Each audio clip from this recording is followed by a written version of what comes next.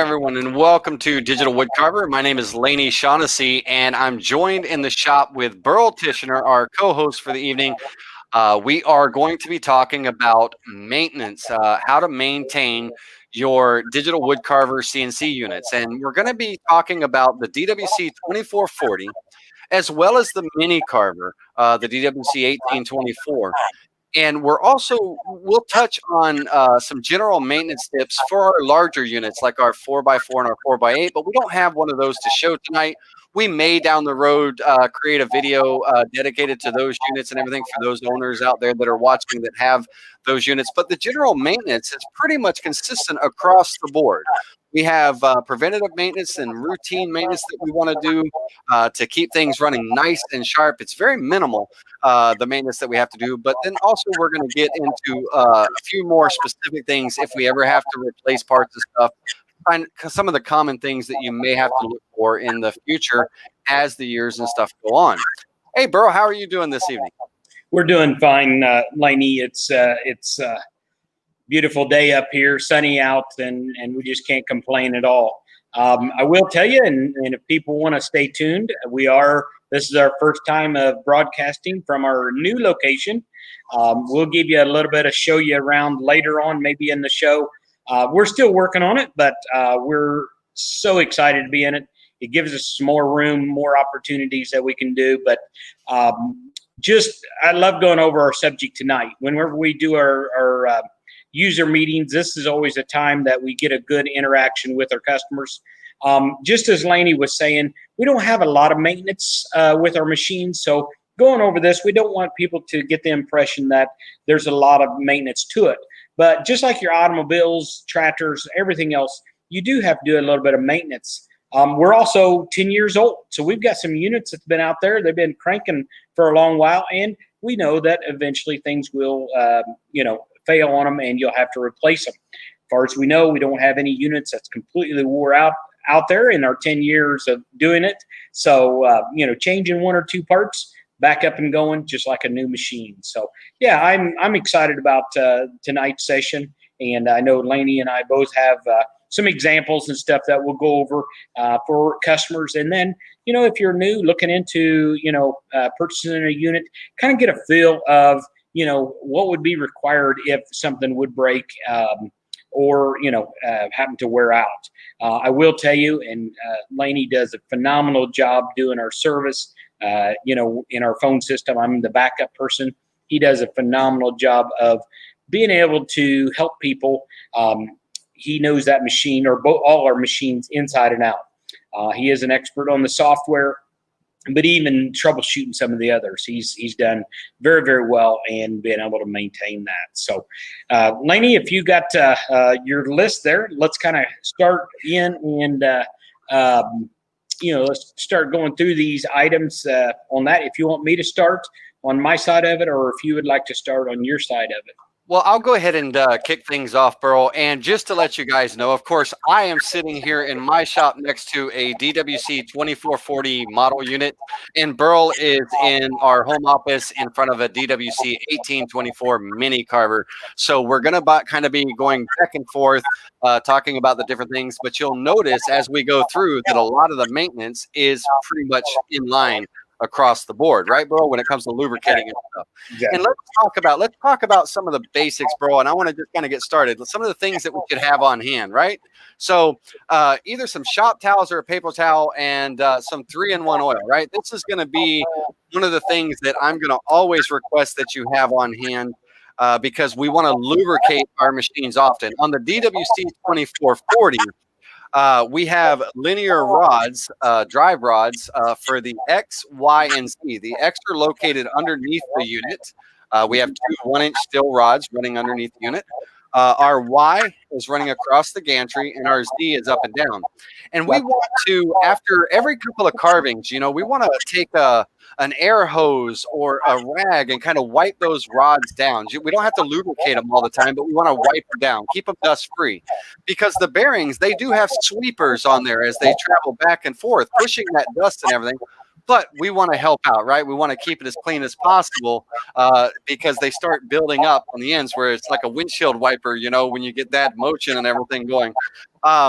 The once every 2 weeks, I would say, we want to take a little bit of 3-in-1 oil on a paper towel or a rag, and we want to wipe down those rods, just a lightweight. We do not want to use WD-40s, lithium greases, silicones, dry lubes, anything like that. We want to stick to a lightweight oil, and 3-in-1 multi-purpose oil is excellent for lubricating the machines. And if you set yourself up to where you do it every couple of weeks, you know, just lubricate the machine, that'll keep things running nice and smooth. Hey, Laney, on the linear rails, I want to point out, I had a customer send me a text just not too long ago. I mean, these are ball bearings that go inside there. They are pre-lubed. One of the things that is important is let's inspect those wipers. You know, we're in dust. I mean, that's what we create is sawdust.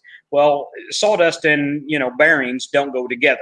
So that wiper and those wipers are your most critical thing you can look for.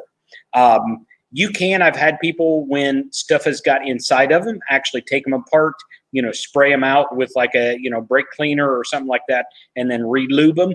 But really, those wipers are something that I would look at.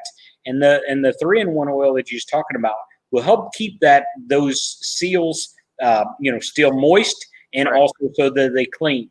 That's if your bearings fail. These linear bearings are designed to make rapid motions, just millions of cycles, if they're kept lubricated and clean. And those seals is what's doing it. So, watch those seals. If you see one that's, got a bent up or it's not wiping at all, it leaves like a streak on it.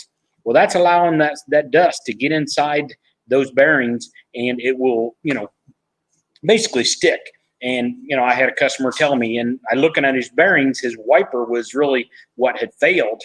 If he actually hadn't, kept that clean, then, the bearing itself would probably last forever. But those seals. And I didn't mean to get off on the seals, but no, that's good. That is the crucial part. And unfortunately, I don't have a bearing here to show you guys, but what Burl's talking about is on the end of those linear bearings, you'll have a black seal on both ends, and it's a kind of a rubber plastic seal. And that's what we want to kind of keep clean and lubricated. We want that seal to be nice and pliable. When it starts to dry out and get rigid, that's when there's a possibility of it failing and stuff. And so you'll see as that CNC, as that gantry's moving and things, you'll see it pushing the dust back and forth and all, keeping that rod area clean where it travels.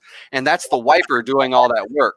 So we want to help it out by removing that dust with a rag or paper towel, but also the lightweight 3-in-1 oil helps keep that moist, that seal moist, and our linear rods lubricated. So great point on that, Burl. I was going to try to find a bearing real quick, but I know I've got them around here, but I just don't see them right off. No problem. So check number 1 on the list. Every couple of weeks, we want to lubricate our machine. Now, Burl, I talked about the linear rods, and I didn't mention the Z-axis. The Z-axis has a threaded rod up and down. We want to squeeze a little bit of that 3-in-1 oil in that threaded rod, and we don't put a lot. It's going to run down the threads of that rod, and we want to move that router up and down to kind of spread it out. But you may want to put, if you got a spoil board on your table or on your tabletop, you may want to put a paper towel underneath because it might drip on it, and we don't want that getting on our projects and stuff. We don't want to oversaturate it either. Now, Burl, you're at the Mini Carver, and your Mini Carver has linear rods, but it also has 3 drive rods that we want to talk about. So, I'll talk about those, and we'll talk about the Z on the 2440. The nut on the 2440 is actually a type of plastic. It's a very hard plastic, has a very good wear properties, but a little bit of oil on that will help. On the 18 by 24, the Z nut is actually brass, and a brass is a wear item versus the lead screw because your brass is a softer metal, so it will be your wear item, and it's obviously much easier to replace. But a little bit of lube on that. What lube will do in oils, and this is just a little bit of basics in oils, but it creates a film in between those two metals, and that lubrication will actually take and cause it to be a smoother transition so it doesn't wear. Metal on metal obviously will create a wear. So the brass, the 18 by 24s are even more important, especially on that Z, to keep that lubricated. The 24x40s isn't as important, but a drop of oil, once in a while. And the same with the X and Y on the 18x24. Those are a type of a plastic lead screw, so they don't have the wear properties. Everything wears, but they don't have the wear properties of the brass. So just dropping a little bit of that 3-in-1 oil on those rails or on those lead screws as you're wiping those rails down will keep the life of it up quite a bit. But on the 18x24, the most important is that what Laney was showing you, that Z brass nut there. Yeah, and Burl, on the X and Y of the mini carver, that threaded rod is actually traveling through an anti-backlash nut. That's what you're referring to, right? And so, folks, here we have what, if you can see that in the camera, an anti-backlash nut. It's designed there, and it's a plastic nut. So it has a little bit better wear property, right? Is that correct, Burl? Exactly. Yep. And all, but that lubrication, light lubrication, more often on the mini carver is a good idea. So, very good with that. And don't forget the underside of the units, guys. The digital wood carver has its linear X rods under there, but the mini carver has the linear X rods and it has its X-axis drive screw. So we want to lubricate that as well, right? Very good. Now, when it, aside from the lubrication, okay, that's the number one on the checklist, and that's something that you'll be doing more frequently than others. I want to turn to the control box for a minute. The DWC2440 has a control box that has a fan that comes in and pulls in air from your shop. Depending on your shop environment and how well you keep the dust collection and stuff like that, when it's pulling in that air, keeping those components cool on the inside, it's also pulling on in airborne debris and dust. So control box. Yep, there's a control box. So about once a month, I would say we want to open that control box up and we want to blow out any dust that might be accumulated in there or built up. If you have an air hose, wonderful. Just don't put a lot of air pressure on it and things. The blower side of your shop vac. I've even heard of people using hair dryers or the little computer compressed air cans. There's all kinds of ways to get that blown out and clean, but we want to keep that maintained and clean because if we get any dust build up on those components could overheat, and then our CNC could start doing some wacky things that we don't want it to do, right? So we want to keep that clean. Now, Burl, at the mini carver, we also have a control fan, and that is very important. It's actually mounted underneath the CNC unit with the rest of the controls. And I'm going to talk and put Burl on the big screen while he is pulling that up. But under there, you'll see all the controls down in the bottom right corner of the unit, and there's a fan there. Now, audible, we should be able to, when we power up that CNC machine, we should be able to hear that fan running for both the 2440 and the mini carver. But it's important, very important for the mini carver because it is a smaller fan, and that fan has a sole purpose of keeping those components in that board nice and cool.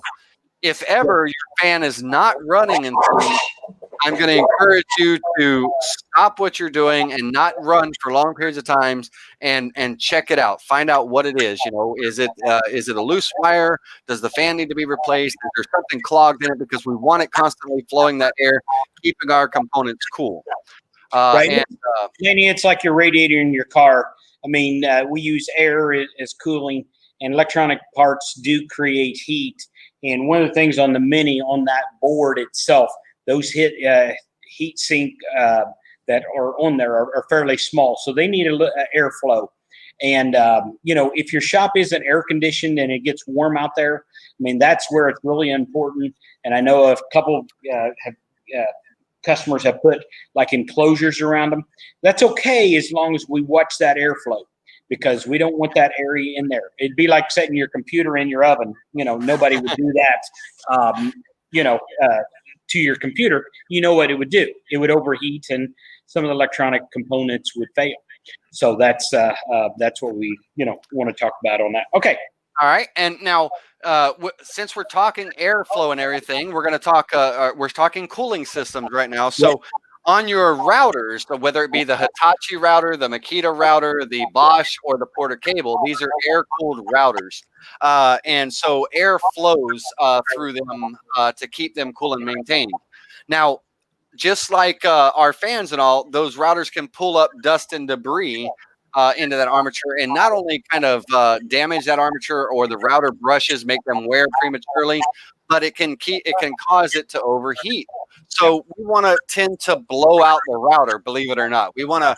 There's vents at the top. We can take an air hose or something and just kind of blow that debris out and keep it clean. Now, let's turn the tables to a water-cooled spindle. A water-cooled spindle doesn't have airflow. It has water flow coming through, keeping that unit cool. So we want our water to be flowing. We want our pump and everything to be clean and flowing nicely. And we want to keep our water clean and changed out, I would say, what, bro, every maybe 3 months or so? Yeah. And you out. want to watch it if it does create any type of buildup like a bacteria or something. You'll want to do that sooner. But yeah, I would say every 3 or 4 months. But just watch and maintain that. Right. So your cooling systems, long story short, you want to just keep an eye on your cooling systems and maintain them as needed. Right. So we've talked about lubrication, which is the key thing. We've talked about cleaning out and keeping our components dust free, as needed. And I would say, like I said, in the control box of the 2440, once a month or so, just like you would your home computer, if you maintain it properly, open it up every once in a while. There's 4 screws on the top of the lid, 3 on each side, very easy to open up, blow it out, and you're good to go. Now, as far as the mini carver, as far as blowing out the debris underneath, the mini carver's kind of got almost like a protective shell, the table and everything, but it can still accumulate dust underneath. Okay, so dust gets everywhere, right? You know that in your shop, you've seen dust get in places that you never thought, so it can get everywhere. And we just want to kind of maintain that. Burl, with regards to those are our key items, right? It's a low maintenance system. If we kind of focus on those low key items, we're pretty good. Now we can start talking about, let's say, router brushes and things like that. Exactly. Every one of our routers, not spindles, ladies and gentlemen, but every one of our routers are Hitachi Matibos, our Makitas, cables, and Bosches. They have brushes. These are carbon brushes, and they I'll go into, let me zoom in on Burl. He's showing you what a brush looks like. And I want you to take a good look at the length of that brush. That brush is a good probably inch long. That is a brand new brush. Over time, those brushes will wear down. And if they get down to a certain point, then your router is going to start making odd noises. It's going to sound grindy. It'll get louder. It might turn on and off automatically by itself because it's not staying connected. So we want to keep an eye on those brushes, and we want to maintain them. I have had brushes, bro, believe it or not. I've had brushes fail, even getting down to, about a ½ inch in length. They could fail and stuff. So we want to, I'm not saying, that you got to keep a critical eye on it, but I would say every 3 to 6 months, you want to check your brushes. And audibly, you can hear that router getting louder. You can hear it start, instead of sounding smooth, it kind of sounds a little grindy and things like that. And on the brushes, on the routers for the Hitachi Matibo and the Makita, on the top side of the router, there are 2 little black caps with a flathead screw slot in it that you would untwist out and unscrew it, and the brushes are located in there. The Bosch, underneath the blue lid on the top of the Bosch router, you remove that blue lid and your brushes are located in there. And I honestly have never seen the inside of a Porter cable, Burl, so I don't know where they're located on a Porter cable. I think they're also inside the lid. You lift off the lid and they're in there. And we sell the brushes. Now, Burl, the one thing we don't have on the site, and that's my fault, I got to put it on there. We've got the Makita brushes. We've got the Bosch brushes. We don't have the Porter cable on there, so people always have to call to order those. But I believe we do carry some of them for the Porter cable. Is that true or not? Yes, we can get brushes for Porter cables when it comes to that. One of the things I wanted to talk about, and kind of backing up what you was talking about blowing out with the brushes, one of the things that can happen, these are carbon, which carbon is kind of like a very fine powder. along with your dust can actually create it or cause it to bind. It's in a little sleeve that's spring loaded, so it has a constant pressure against the armature. That's where the electrical current's going to go from your power into the armature itself. And if it gets stuck in there, it'll do the same thing as being wore out. So if you're blowing it out and you want to take that extra time, pulling that cap, pulling it out, and spraying that nozzle down through that little tube there, that would also keep those things sliding in and out smoothly, so they don't bind up from a little powder and dust that's inside there. That's a very good point, Burl. It's a matter of just taking the brushes out. You can actually even wipe the brushes off, any buildup of carbon that's on them and stuff.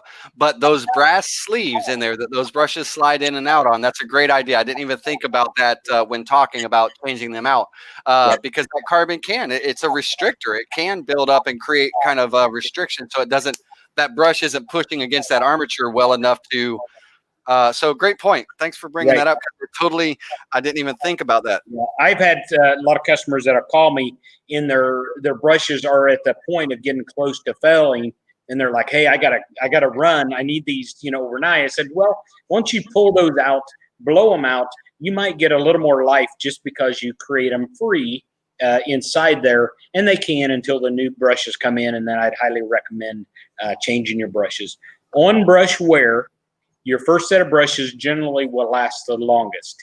As your router does, as you wear those brushes, what's happening is the contact points are on the armature, but there's actually arcs, and you can sometimes see those sparks and stuff inside your router that's happening. Those are arcs in there, and it will create a little bit of rough surface on the armature.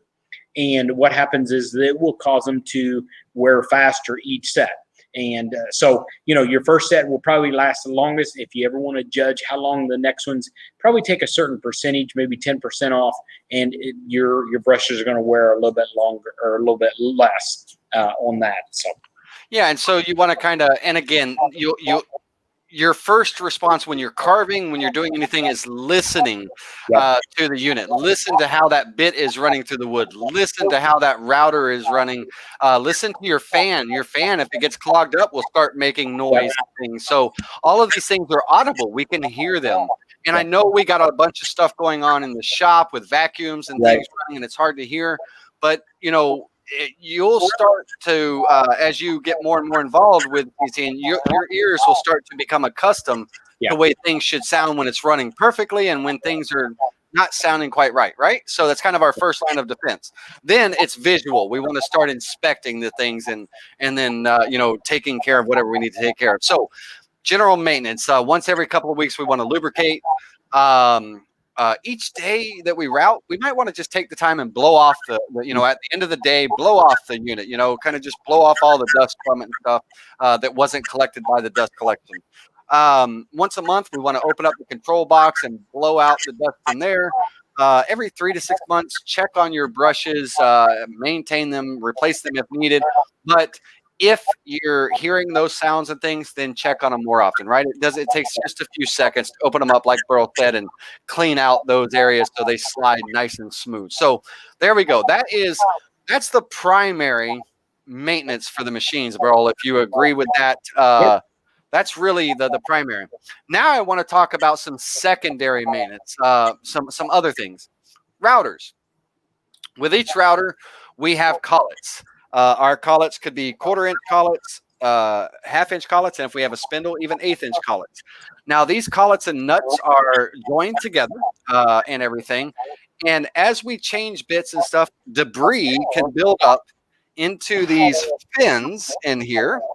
It can build up and pack in like clay. And when we're tightening down that router, it won't let it grip. It won't let that collet grip that router bit very much, and the bits could slip out during carving and things like that. So my advice for you is when you change your router bit, each time you change your router bit, remove the collet completely, tap it lightly on the table, get all that dust in there, kind of knock it out and everything, and then change your bit, right? And your spindle too. We don't want debris and dust building up in our collet. And if you do that, that's going to give that call it better chances to keep that bit gripped in shape and everything, because bits can slip, right? If it's not tightened down well enough and stuff. In your routers, where the collet and nut screw on, there is a cone. Now, don't stick your finger up in there. It's like one of those Chinese finger locks that can get stuck in there. But the debris and dust and even some kind, sometimes the bits can wear and burn and all. And we can get debris and gum and build up in there. Having some Q-tips on hand. You can use cleaners like Awesome. I use Awesome from the dollar store for a lot of many things, but there is actually something called collet cleaner on places like precisebits.com and things like that. You can get a small bottle for $15, but $3 for this Awesome. And what you do is you want to turn your router on, turn down the RPMs to the slowest RPMs.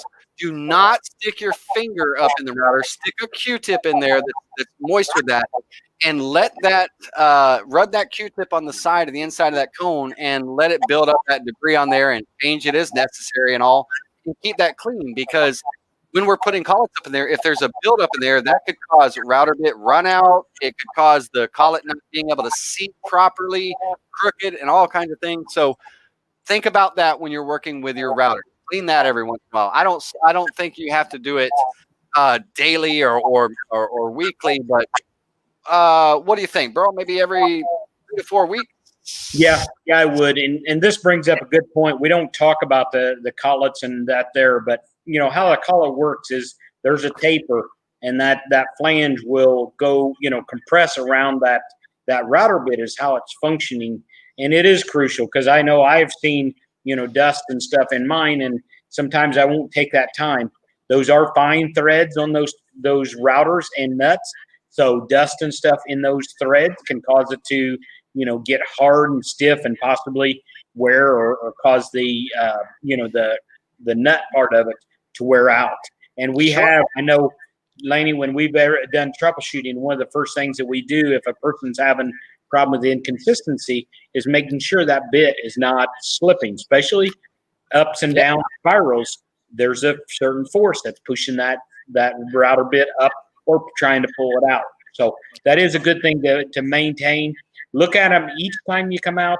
You can look down at that bevel of that nut when you take it out, and if it looks like it has some debris on it, then there is a good chance that there's debris up inside. That's the spindle part of it. Okay. Yeah. That's it's a good point. We don't talk about that a lot, but I'm glad you brought that up, Laney.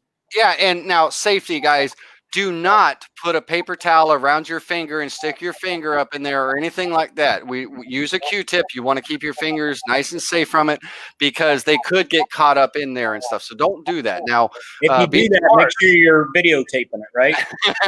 yeah, that's exactly right.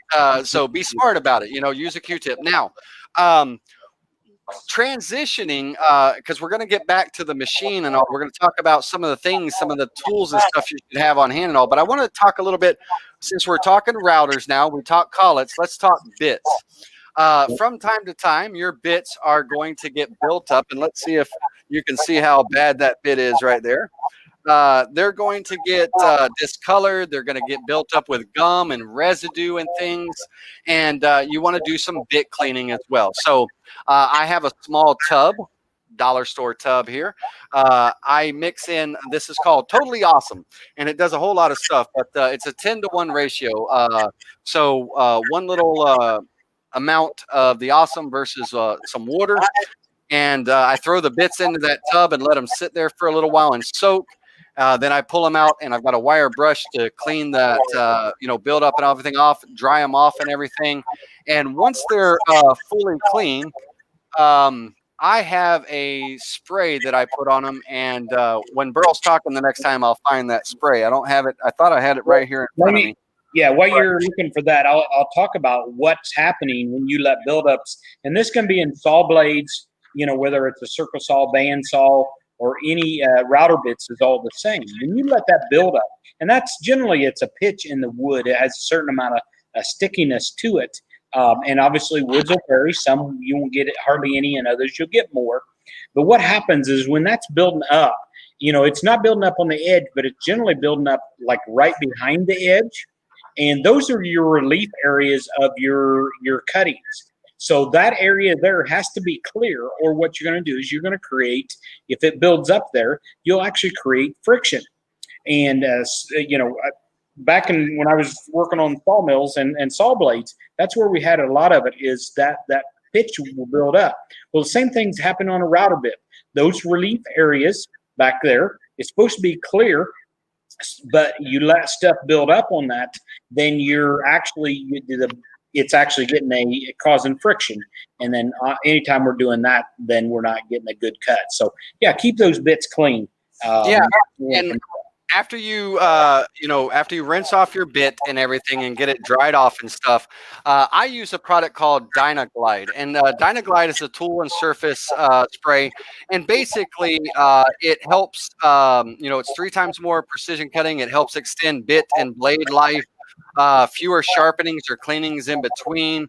It helps reduce heat and friction on the bit. So I spray my bits with that, and it's a dry lubricant. I spray my bits with that, and it's kind of like a protective coating for them. So that's what I use after I clean my bits and everything. Kind of keeps them nice and helps keep the heat reduction down and keeps them sharp and stuff.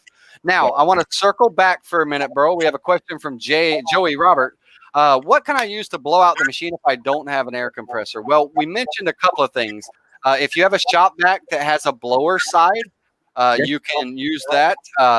You can use one of those cans of compressed air. Computer clean out. They use for keyboards and stuff. You can use a hair dryer, not a heat gun. Hair dryer on cool, right? Things like that. Anything that blows or moves air, would be a good option. So good question, Joey. So bit maintenance is just as important as our blade maintenance, because our bits are what doing all the work, right? Well, the machine's doing a lot of work too, but so keep those bits nice and clean and stuff. All right. Now let's talk about some of the kind of the general tools that we would have on hand on a regular basis to work with the machine. For me, I have a 2440, so I have 3 particular wrenches important for all the hardware in here. We have a 7/16, a 1/2 inch, and a 9/16, which I didn't pick up. But those 3 will cover most of the bolt sizes on the 2440. 7/16, 1/2 inch, and 9/16. I've got the wire strippers, whether it be just a regular pair of wire strippers or a fancy kind. I got these from Lowe's.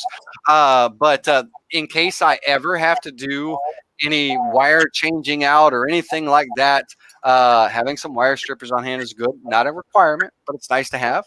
A good set of screwdrivers, and when I mean a good set, now when I say good set, this was a $15 set from Harbor Freight, but it's a good set because it has everything I need. A variety of sizes of flathead and Phillips, but these right here are the key for me. These micro screwdrivers, these flathead and Phillips micro screwdrivers, because a lot of times some of the smaller components of the units, like our control boards and stuff, they have small little screwdriver slots that we've got to work with and stuff. So an inexpensive but comprehensive screwdriver set is nice to have on hand. You may have to, now we're getting into the maintenance years and all, you might have to replace a connector, right? So a very inexpensive soldering iron. I got a little soldering kit that I got for $20 at Harbor Freight, but a little soldering iron in case you have to do some soldering on connectors and things like that is good to have. For me, Burl, as far as general tools, I have some side cutters in case I have to cut zip ties, if I'm changing something out. And speaking of zip ties, I always recommend having a variety of zip ties of different sizes on hand in case you ever have to change something and do some cable management, right? We want nice cable management so those cables aren't just willy-nilly everywhere. I have a wire brush that's for my bit cleaning, but also for cleaning my projects. When I'm V-carving, all those little fuzzies and things on the wood, it knocks those fuzzies out. So a nice little metal brush wire brush is good. Now, Burl, for me, only one thing you missed probably, Laney, was an Allen wrench set. Would probably yes. But anyhow, because we do have a lot of set screws and some of the stuff in there that we have to do on that. But a nice little simple, standard Allen wrench set would be also good. Exactly right, because some of our things like our flex coupler, even the set screw, which I want to talk about as far as maintenance, the set screw on the back of the Z drive, there's a set screw with a hex key that an Allen wrench would want to do. But what I'm referring to is our Z, when it's not under power, that Z motor's off, it's not under power, that Z should remain where it's at. It shouldn't drift towards the table, right? If it drifts, then that means that the tension, the set screw that's behind that Z nut, needs to be slightly adjusted. No, not big turns, very slight adjustment. There's a lock nut that you loosen the nut, turn the hex key a little bit, tighten it up, and then you check make sure that router stays maintained. If your router's dropping and all, then that set screw has kind of maybe backed itself out or just has gotten loose and we need to adjust it slightly. So Allen keys, you're exactly right, Burl. A good set of Allen keys is a good thing. But literally, I maintain when I travel around and do service calls, that's all I carry with me. That's generally a lot of the tools that I need. Very rarely. Now, Burl, on your mini carver, some of your screws have a special star nut. Yeah, we do have some Torx screws that actually bolts the unit together, but for the most part, it's your Allen wrenches and your 7/16 and wrenches like that. So it doesn't have anything. Just some of the major body components does use the Torx, and that is a 20 T20, but a nice little set would be able to do. It carries all of them. You can pick up very inexpensively. There you go. All right, Burl. We've talked about tools now, just a simple set of tools, guys and girls, and they're good to have on hand around the house anyway because they have multi-purpose uses, right? So now let's talk about some of the parts that I think, in my opinion, some of the parts that it's good to have maybe a spare laying around, right? Burl, I'll let you talk about the mini carver, but for me, I'm going to talk about the 2440. Okay. A good part that I think should be on hand to start off with is the emergency stop button. This button gets a lot of use. Every time we power down the unit, every time we power on the unit, every time that machine comes on or off, we are working that button. And when time goes on, that button can wear out. Now, one of the good indicators that button's wearing out is you might have it unlocked, but your green button is not engaging, right? The unit won't stay on. And it's not, and people think automatically that their green button is the one that's bad. A lot of times it's because the emergency stop button isn't properly disengaging, allowing that green button to engage. So I would recommend anyone with a 2440 and Burl, do the 48, 5100s have these same e-stops? They do. Okay, so anyone with a 2440 or up, I would recommend that this would be a good part to have in your spare parts box, right? Another good one for the 2440 is a access cable connector. On the front of our control box, let's see here, we have access cables. And these access cables, at the end of them, they have connectors. And these are 4-pin connectors. Let me get a little closer with an actual connector here. Let me get a little closer. These are 4-pin connectors. And the 4-pin connectors are on our newer units. I would say, 2018 and up, probably. The earlier unit. The 9-pin as soon as you're done. Yep. The older units had a 9-pin connector, but these, now you got to keep in mind, right? These connectors, they're right in the front of our control box. And ladies and gentlemen, with the 2440, your control box should be on your shelf, front and center, pulled out to the edge here and nice center. So when those cables are traveling back and forth, we're not getting a lot of pull on those cables, right? They should be able to flow nice and easy. But from time to time, we can have a connector go out, for multiple reasons, electrical shock, just wear and tear on the pins. Someone didn't screw in the lock nut to keep it held, so it's, not holding very well, so it could short it out, all kinds of things.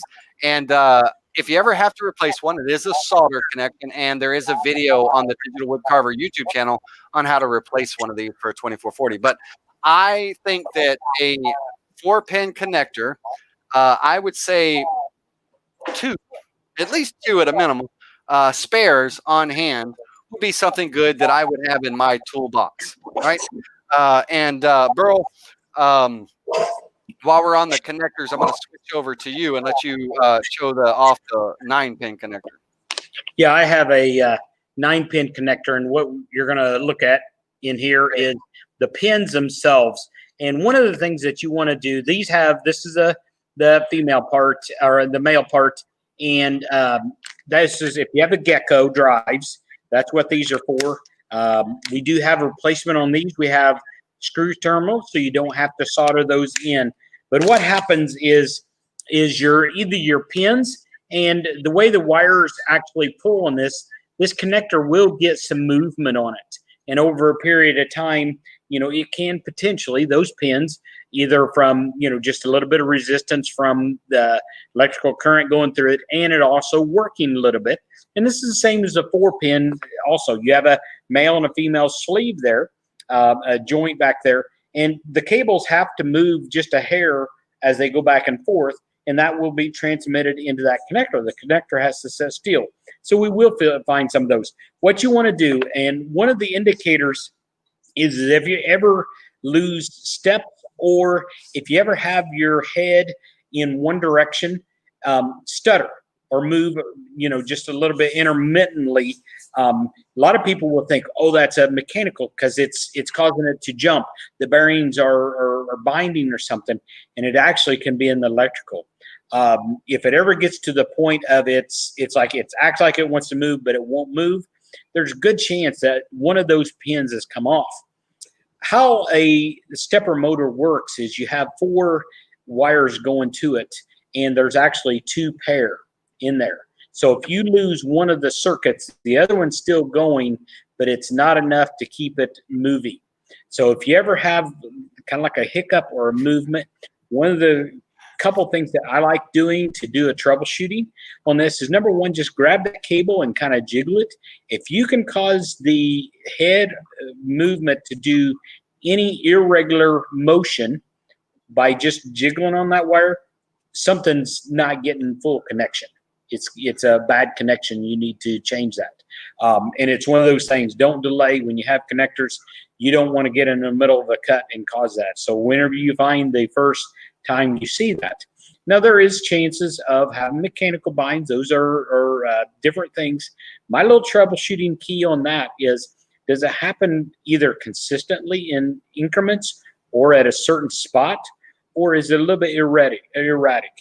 Your electricals generally will be a little bit erratic, even though they can get at the end of a stroke of like the X or the Y and put a little tension on that wire and cause that to happen in the same place like that. But yeah, let's keep those connectors a visual inspection. I know Laney and I both, when we do troubleshooting, we have you, first thing you do is look down inside there. If you see any discoloration of any of those pins, what that is that's heat. It causes it to heat up a little bit and cause it to, create, it just turns the metal a different color. So obviously heat that's a downward slope when it happens.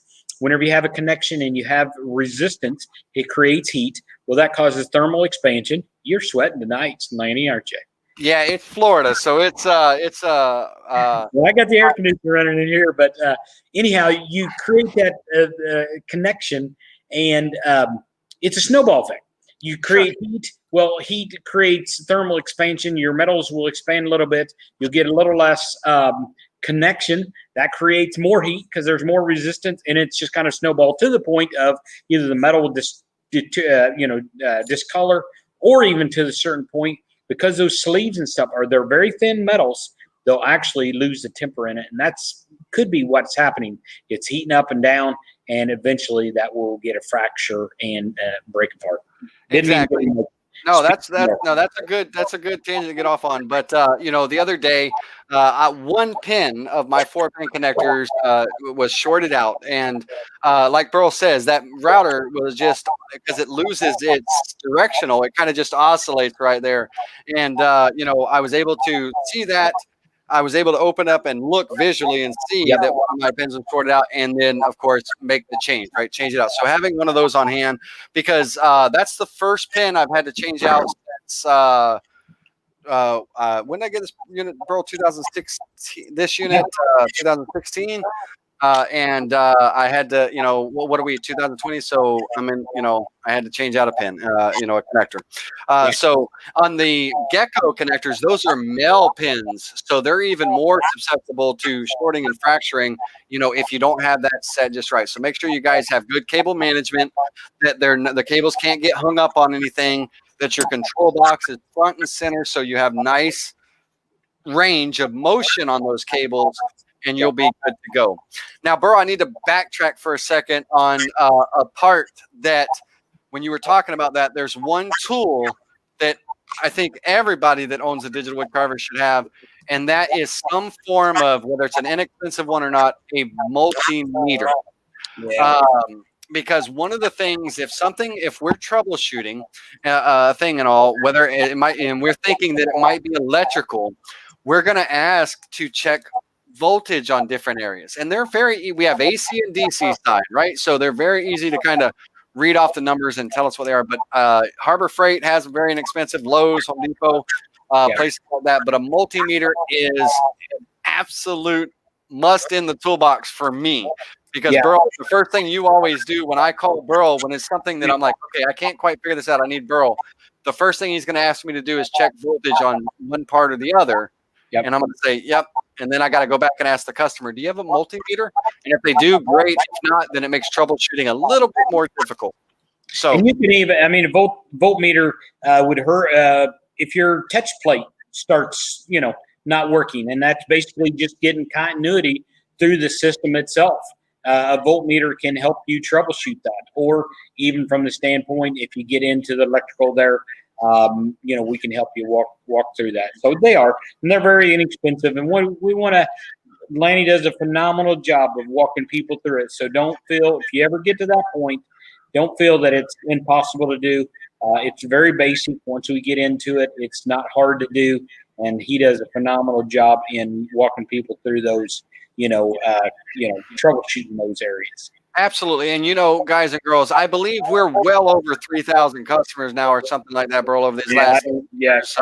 I don't have an idea of the number, but imagine over those years, those 10 years, we're going to get calls of different things, different gremlins or different, anomalies and things like that. And we have to troubleshoot those. And so we've been there, we've seen that. And that's what makes it, like, Burl, thank you for the compliment. That's what makes me very good at being able to pinpoint exactly what the issue is because I've seen it, or I've heard it in the past. And it's like when I troubleshoot with someone, that gets locked away in my reservoir. So don't you worry. You got good service on your side with a digital wood carver.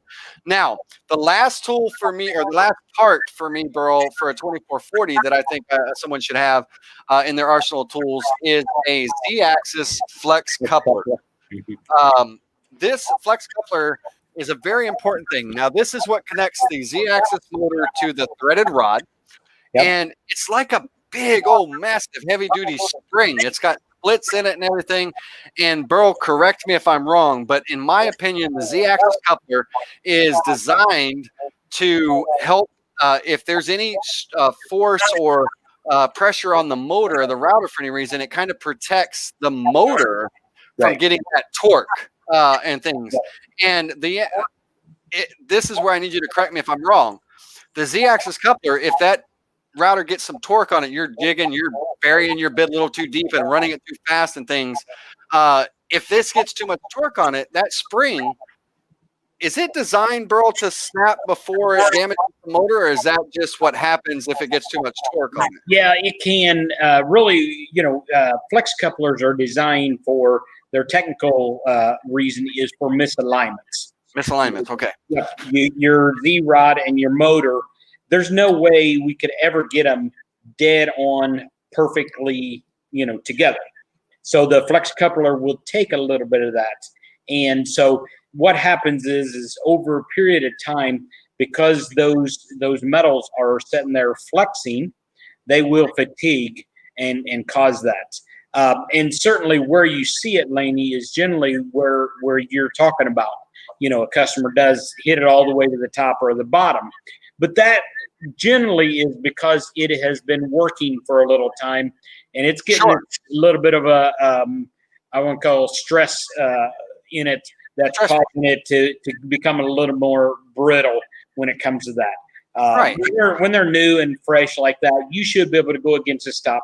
But it's like anything, you don't want to constantly use stops or jam things into the end stops all the time, because eventually some things are gonna, and the Z nut is a prime example of that.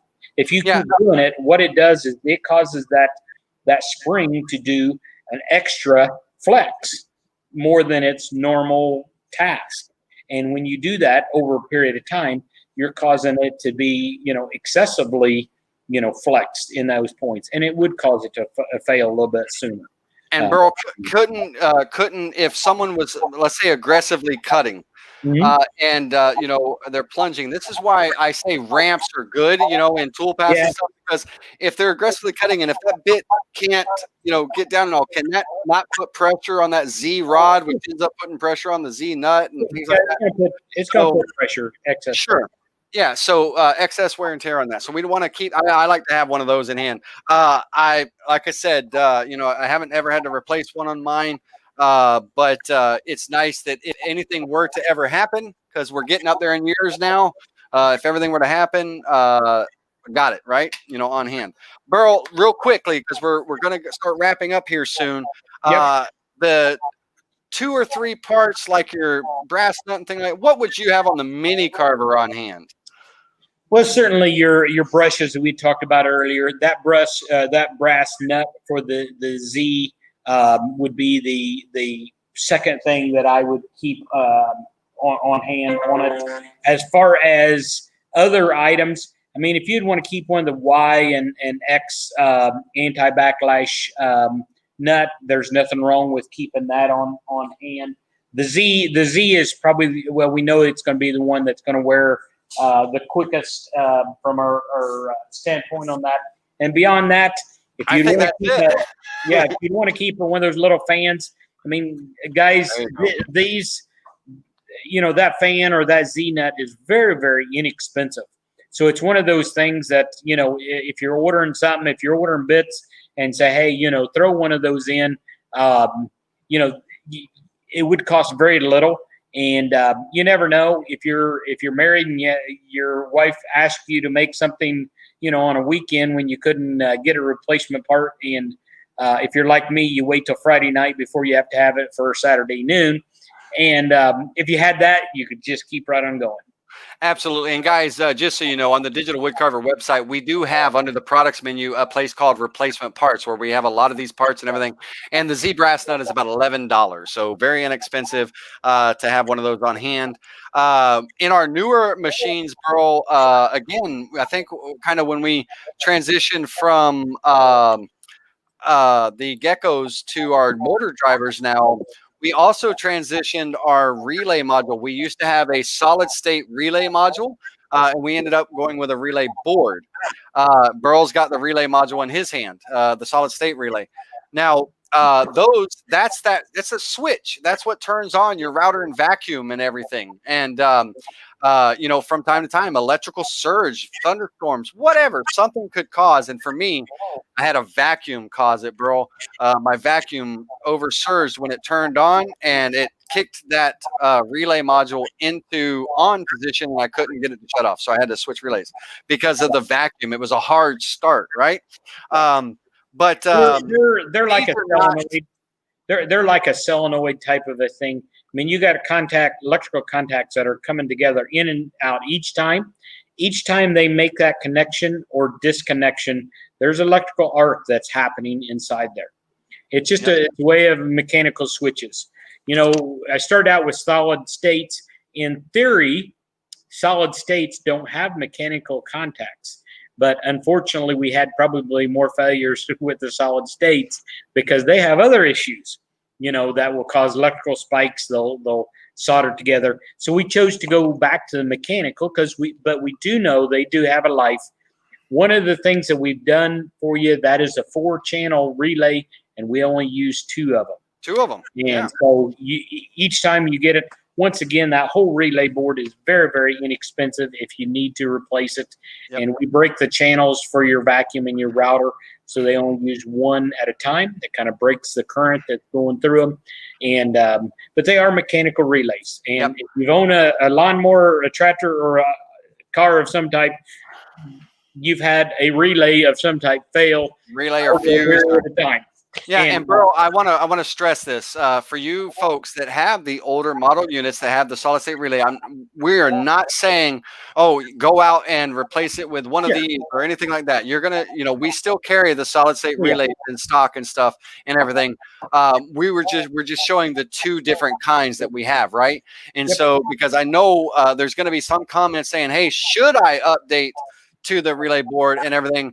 And that's a one-on-one basis. We'll call, and you can call me, and we'll discuss that, and we'll talk about it, because there's a little bit of configuration changes that we'd have to make and stuff.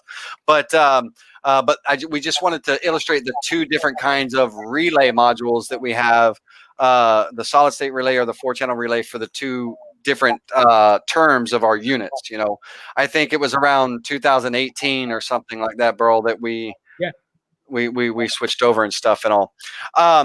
So, ladies and gentlemen, we've been going at this for about 56 minutes. We've covered the necessities. It's very low maintenance. Forget all the parts and things that we're talking about. That's long-term repair and maintenance. But your general maintenance is lubricating, blowing out and keeping your fan airways and your control boxes clean. Your water flow, if you have a water-cooled spindle, making sure that's clean. Your airflow. Checking your brushes, making sure they're on your routers, they're doing what they're doing. And that's your routine maintenance that you want to stay up on. All this other stuff will come in time, because just like every car, we've got to go to Discount Auto Parts every once in a while and buy something for it. We may have to replace a part or 2 or something on a digital wood carver. The Totally Awesome, LA's Totally Awesome, have no affiliation with them whatsoever. I got it at Dollar General. I use this for bit cleaning. As well as some other little bit of cleaning and stuff, degreasing and stuff. 3-in-1 oil, that should be in everybody's workshop. That's your lubrication that you want. And a nice set of Allen keys, screwdrivers, micro screwdrivers, maybe a soldering iron, definitely a voltmeter, right? Voltmeters, I'm going to run out and get those tomorrow.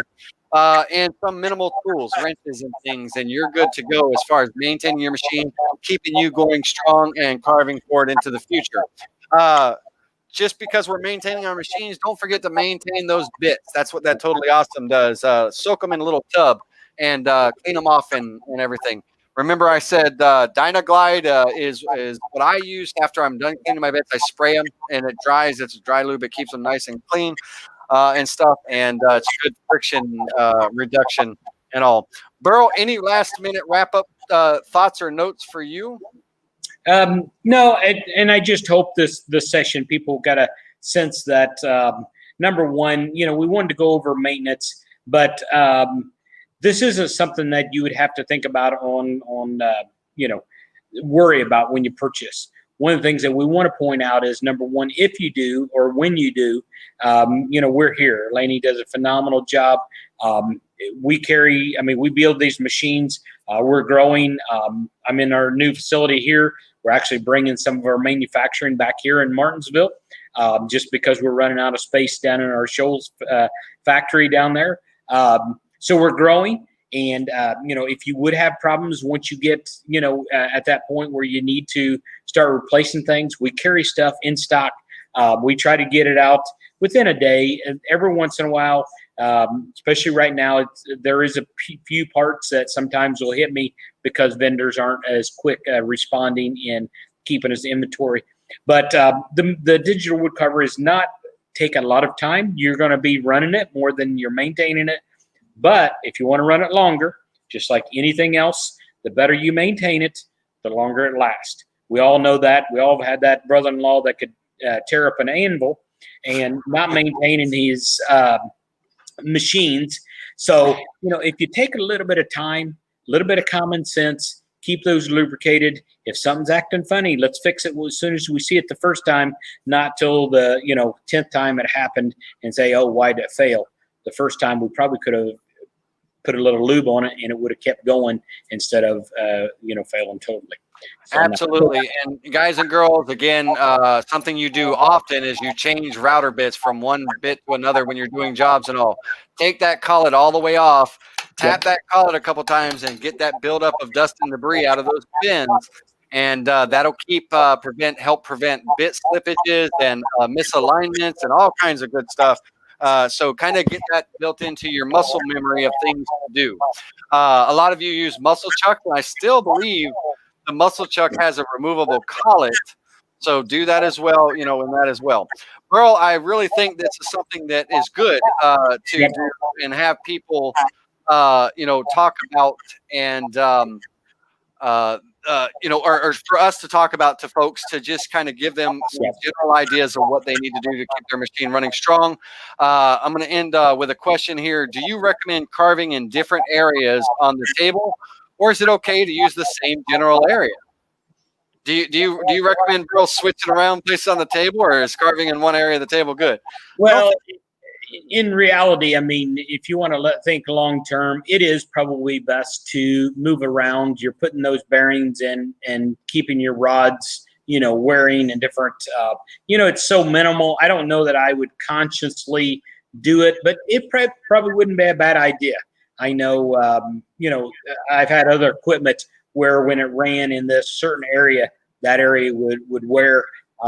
We have not seen that wear. One of the things that you can actually do, if you would happen to, you can rotate the linear bearings. If you'd want to do that, that actually has a different contact point on your rods, but that's kind of a sneak little tip in the background. But for the most part, you could.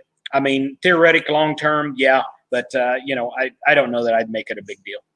All right. And guys and girls, keep an eye on the Digital Woodcarver YouTube channel and posts on Facebook and things, because from time to time, I'm going to be doing dedicated videos on general tips and techniques and tools and things to kind of elaborate a little bit deeper on what we talk about, things about how to check for square and trim and all these good things in the future. Keep an eye out for those videos.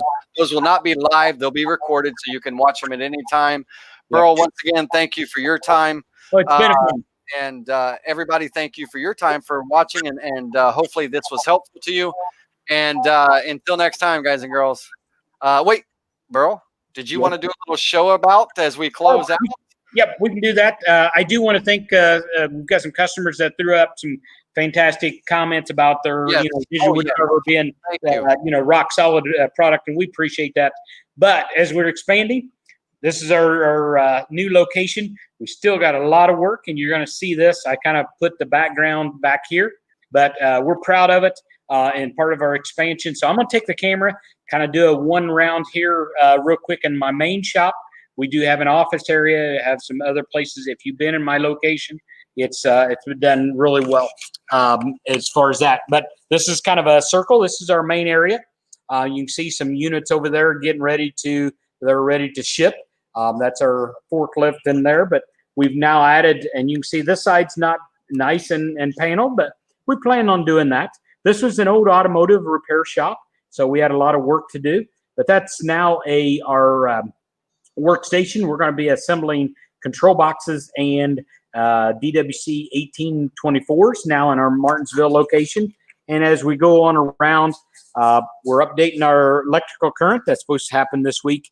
But another thing is we was talking about maintenance. This is our parts, replacement parts. And the two on your right there, those handle about 80 to 90%. So we don't have a huge, we don't need a huge parts replacement on that, but that's there. And then basically just around. We are pretty proud of our facility here. We hope to later on, obviously when all the Corona and all that's kind of over, we would like to do possibly a user meeting here.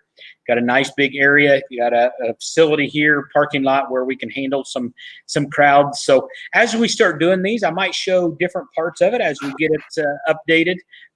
We do have to run the business along with remodeling our building, but we are in town in a commercial location.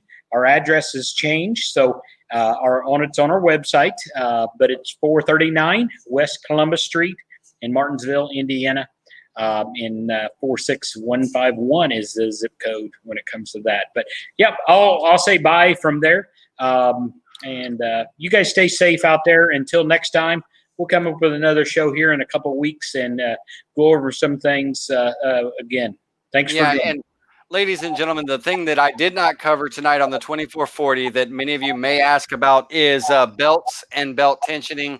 I am going to actually be doing, the reason why I didn't cover that tonight is I'm actually going to be doing a dedicated video on that, because belts, we've still got machines back from 10 years ago running on the same belts and stuff, and they don't require a whole lot of maintenance and everything. So just keep them clean and dry, and watch out for that video on Digital Woodcarver's YouTube channel. I'll have that coming out in a couple of days. And also, I'm going to be installing a water-cooled spindle on this DWC2440. We're going to be filming it, walking you through each of the steps. So keep an eye out for that one as well. Burl, we're going to say good night. Thank you, everybody, and until next time, we'll see you soon.